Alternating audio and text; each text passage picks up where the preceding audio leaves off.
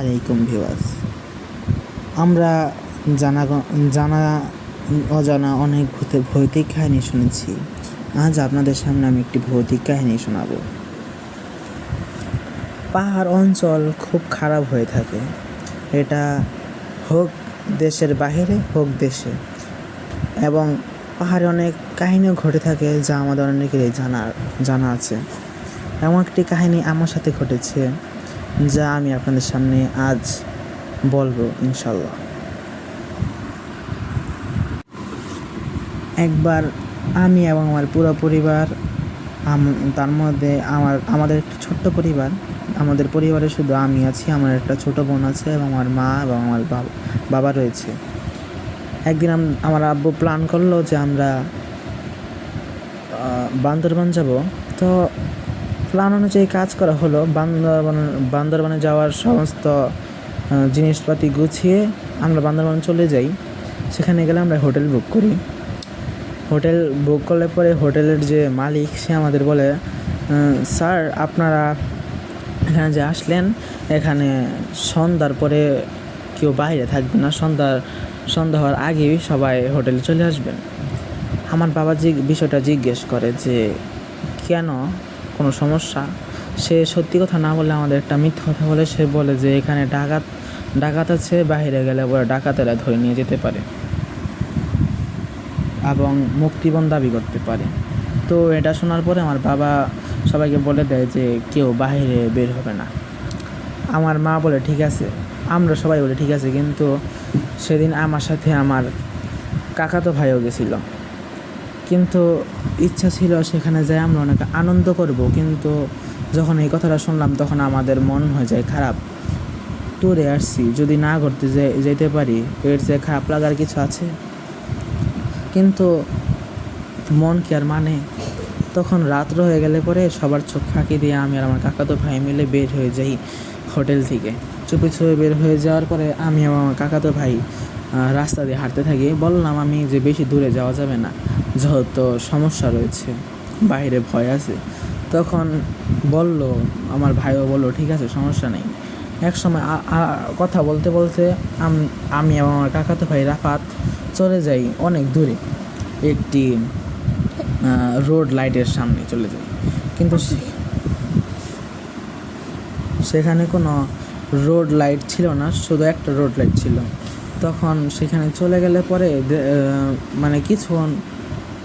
প্রায় কিছুক্ষণ পরে মনে হয় যে কেউ আমাদের পিছু নিচ্ছে, কিন্তু এটা আমি অনুভব করলে পরে আমি বুঝতে দিই না আমার কাকাতো ভাই বললে যে ভাই আমার তো অনেক ভয় লাগতেছে। আমি বললাম যে ও কিছুই না, বড় হয়ে গেছিস, ভয় এখনও পাস, তোর মান সম্মান নেই, এগুলো বলে হাসতামশা করতেছিলাম।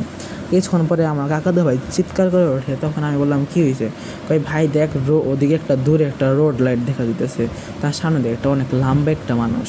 তখন আমি তাকিয়ে দেখি যে অনেক একটা ভালোই উচ্চতায় অনেক বড় একটি লোক দাঁড়িয়েছে। তখন আমি বললাম ওটা কিছুই না, হয়তো কোনো মানুষ, রাত্রে অন্ধকারে হয়তো একটু লম্বা দেখা যাচ্ছে, ওটা কিছুই না। তো সে বলে যে না ভাইয়া দেখো, আমরা যখন হাঁটি লোকটাও তখন হাঁটতেছে, আমরা যখন থামি লোকটাও থামতেছে। আমি তখন খেয়াল করে দেখলাম তাই, কিন্তু আমি তাকে বুঝতে দিলাম না, যেহেতু বিষয়টা একটু ঘাবড়িয়ে যাওয়ার মতনই। তখন আমি বললাম ঠিক আছে, এখন আর বেশি দূরে এসে পড়েছি, এখন আর বেশি দূরে যাব না, আর দূরে যাবো না, চলে যাই বাসায়, হোটেলে চলে যাই। এটা বলার পরে আমি আর আমার ভাই মিলে সামনের দিকে হাঁটা শুরু করলাম, হোটেলের উদ্দেশ্যে। কিছু দূরে যাওয়ার পরে দেখলাম লোকটা আগের থেকে একটু জোরে হাঁটতেছে। তখন আমার আরেকটু ভয় লাগলো। তখন আমি বললাম যে শোন, এখন ভয় পাইস না, ঘাবড়ে যাইস না, আর একটু দূরে গেলে পরে যখন হোটেল হালকা হালকা দেখা দিতেছে, হোটেলের একটু কাছাকাছি, তখন দৌড় দেব। এটা বললে পরে আমরা চলতে থাকি। বলি যে এমনভাবে হাঁটতেছিলাম, আস্তে আস্তে হাঁটতেছিলাম যেন বোঝা যায় যে আমরা ভয় পাইতেছি না। আমার জানা মতে তখন সেটা মনে হইতেছিল কোন একটি লোক আমাদের ধাওয়া করতেছে। কিন্তু পরে দেখলাম লোকটা তার হাঁটার গতিটা থামাই দিল এবং দাঁড়িয়ে রইল একটা জায়গায়। তখন আমি ওর দিকে তাকে হাসিয়ে দিলাম, বললাম দেখছিস লোকটা আমাদের ভয় দেখাইতেছিল শুধু শুধু, ওটা আমাদের কিছুই করবে না, কিছুই না এটা। কিন্তু তার হাতগুলো ছিল শরীরের চেয়ে একটু বড় এবং পায়ের যে পায়ের মানে ঠ্যাংগুলো যে সেগুলো আর একটু বড় বড় ছিল শরীরের তুলনায়। তখন কাকাতো ভাই বলল, হ্যাঁ আমিও শুধু ভয় পাচ্ছিলাম, কিন্তু কিছুক্ষণ পরে দেখা গেলো লোকটা আমাদের দিকে জোরে জোরে দৌড়াচ্ছে, কিন্তু এমনভাবে কোনো মানুষও দৌড়ায় না। তখন এটা ভাবার পরে আমরা দুইজন জোরে একটা দৌড় দিই, এমনভাবে দৌড় দিই যেন আমাদের ধরতে না পারে। কিন্তু কিছুক্ষণ পরে দেখা যায় যে সে আমাদের এত পিছনে এসে পড়ে যে সে আমাকে ধৈরা ফালাই দিয়ে এরকম একটা সিচুয়েশনের মধ্যে আসছিলাম। আমার এই কথাটা মনে হচ্ছে এখনও ভয় করছে অনেক। পরে আমরা তখন হোটেলের সামনে যাওয়ার পরে হোটেলের বারান্দায় ঝাঁপ দিই, কিন্তু কিছুক্ষণ পরে দেখা যায় পিছনে আমাদের কেউই নেই। সকাল হলে পরে আমরা হোটেলের মালিককে জিজ্ঞেস করি, আপনি তো বললেন কালকে ডাকাতের ভয় আছে বাহিরে, কিন্তু রাত্রেবেলা একটা জিনিস দেখলাম। আমরা সব কাহিনী তাকে খুললা বলি, কিন্তু সে আমাদের পরে বলে, আপনারা তো শহরের মানুষ, বিশ্বাস করবেন না, পাহাড় খুব খারাপ একটা জায়গা। বললাম কেন? বলে যে এখানে অনেক খারাপ খারাপ জিনিস ঘোরাফেরা করে। ওই জিনিসটা যে দেখছেন সেই জিনিসটা অনেক খারাপ একটা জিনিস। সে প্রত্যেক বছরের শেষ দিয়ে আসে এবং একটা করে মানুষ ধরে নিয়ে যায়। তো আমরা বললাম যে কেন ধরে নিয়ে যায়? বলে যে তা আমি বলতে পারবো না, কিন্তু যখন সে শিকার না পায় তখন সে মানুষের তালাবন্ধ ঘরের মধ্যেও ঢুকে পড়ে। এটা বললে পরে তারপরের দিন আমরা সেই এলাকাটি সাইডা দিই এবং নিজের বাসা এসে বলি।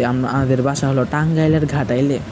সেখানে আইসা বললে পরে কিছুদিন পরে একটা খবর পাই যে ওই এলাকারই একটা লোক উদা হয়ে গেছে, তাকে খুঁজে পাওয়া যেতেছে না। আর সেই লোকটা ছিল আমাদের সেই হোটেলের মালিক। তো ভিডিওটি যদি ভালো লাগে অবশ্যই লাইক এবং সাবস্ক্রাইব করবেন। আসসালামু আলাইকুম।